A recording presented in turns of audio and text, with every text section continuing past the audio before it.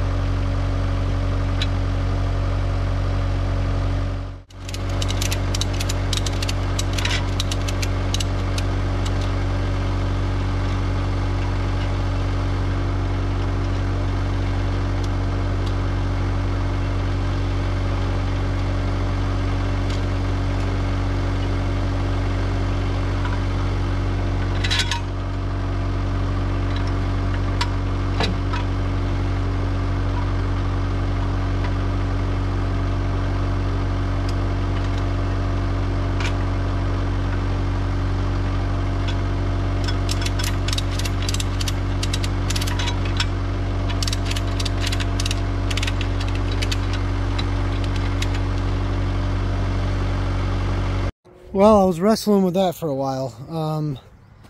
Looked a little easier in the instruction manual than that. So what I'm running into is basically trying to get both tracks set up at the same time. You know, either one of these straps were falling off or the track was stuck on the back here. So you really just have to do it in proper order. If you pull too far forward, you can't pull the track.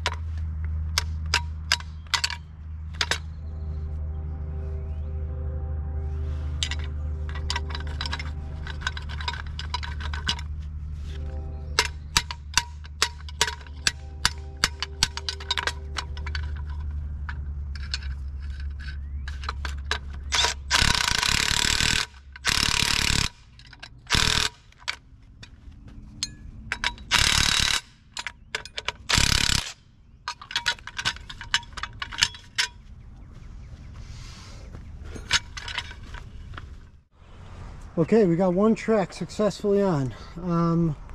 I actually had to fight it a little bit with the ratchet strap, but I ended up adjusting 4 or 5 of the links, and I got about an inch of play, maybe a little more, but I'm definitely on the tighter side of the allowable sag in the track. So I think it's anywhere from about 1 to 3 inches. I'd rather be a little tighter because I'm sure once I drive forward, you know, the tires alone are going to adjust. I'll probably get a little bit more sag out of it, and then obviously as things wear, there's going to be more play. So, you know, maybe by this time next year I'll have to put one more link in it, and but we'll see. You know, we'll just see how they act and if they slip at all. And other than that, it wasn't too bad. I did have to fight it quite a bit, but the beautiful thing is, you know, from this point on, I don't need to adjust anything besides, like I said, maybe if there's a bunch of wear in it, maybe one more link, but I won't have to go through all these steps again. So it'll basically just be lay the tracks out, drive over them, flip them up, throw the strap on it, tighten them up, throw the bolts in, and you're done. I don't have to keep constantly taking them on and off and adjusting. So like I said, it went pretty smooth. So now I'm just going to go over on the other side and basically just count the amount of links that I change on this side, do the same thing over there, and it should go right together quick, and then we'll start playing around with this thing and see how good they work. All right, we got it all set up. Both tracks are on and adjusted correctly. So the only thing left to do at this point is play around a bit and see how these things work.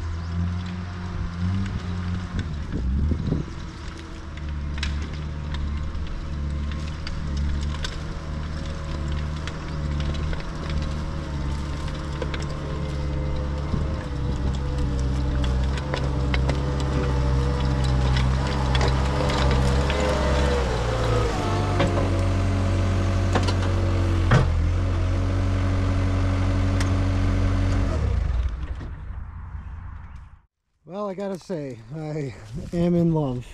These things are awesome. I know I used them for about all of 30 seconds, but I'm really gonna enjoy these things. You know, a lot of people asked me in the past why I bought a wheel machine. Part of it is cost. I mean, I did look into the track machines, and you know, not only are they just more money in general, but the maintenance can be more when you get into not necessarily replacing tracks versus tires, but you know, the drive motors and all that, and all the gears and all the pulleys and whatnot. I mean, it could get expensive if something breaks. I look at it like worst case, if something breaks, it's on here, it's either the chain inside, the drive motor, you know. Other than that, it's pretty basic. So, you know, I could be wrong, everyone has their own opinion. But the other reason is because I use this to plow in the winter time, and I wanted to be able to put tires on it, or the option of winter tires if I wanted traction. And I know tracks can work like that, but a lot of times they can also float on top of the snow, and depending on, you know, here in New York we get all kind of conditions, you know, whether it's ice or deep snow, you never know what you're going to battle against. So I just like the option, and honestly, these tracks, I mean, they're awesome. They just, it looks cool. I can tell I'm getting tons of traction on it. It's definitely going to help me float a little bit more where I need to. And around here, I mean, it does get muddy. So we got a lot of spots I'm going to be working in that do have quite a bit of mud and muck. Back here in the woods, I want to dig a pond over there, and it's a little wet. So, you know, I just want to be able to have options, and this really did it. So these tracks were from Tracks Plus. There's a lot of different tracks you could purchase. I almost went with rubber tracks, but they were almost, well, $4,000 plus shipping and all that. And actually what I found out is the Camzo rubber tracks for this machine, the 226B, you need to downsize your tires and rims for them to fit. I obviously didn't want to go that route, so they make another track that is McLaren's, which are the $4,000 ones, very expensive. And they have rubber pads on top of the track, so you could use them on and off road. They looked awesome, way more than I wanted to spend, especially since I'm just going to take these tracks off here and bring the tire machine, you know, just home with the tires for plowing the other driveway. So these were priced in at around, I paid $2,300 total for the spacers and the tracks. The tracks alone are about $1,600, wheel spacers around $500 plus shipping and everything. You know, and I already kind of talked in another video about these wheel spacers. They're $500, which, you know, I've bought wheel spacers for trucks and whatnot before, and they're typically not that expensive. So what I realized though when I got them was they were extremely heavy duty. They were not your typical just aluminum spacer. These things were, I mean, they need to obviously perform on a machine like this, and I have no doubt they will do that. They also have quite a bit of weight. They're very heavy. So between the spacers and the tracks, this adds an additional a little over 500 pounds to the machine. So that's going to be awesome for just stabilization around here, because I do have some hills and stuff and whatnot that, you know, I really want to be stuck to the ground as much as I can with that extra weight. Last thing I want to do is be tipping this thing. I don't know how much, you know, these tracks won't necessarily prevent this thing from flipping backwards ever. You know, you still got to be careful, but, you know, it definitely will help quite a bit around here. So now that I got these on and this machine is over at our property, I'm basically just going to start playing. You know, I brought the bucket over here. I am going to get a bush hog as well, brush cutter for maintaining all this, and along the other ditch in the back. The town cleaned out the ditch here and then ended up putting all this stuff here. So unfortunately I didn't want that to happen, but so we'll just clean it up. It'll give us something to do. And hope you guys like this video. Please like it, subscribe if you haven't, and look forward to a ton of other videos we're going to be making using this machine and doing all sorts of projects around here. And if you have any comments, please leave them below, or any questions about anything else about this, feel free to let me know. And we'll see you guys in the next video.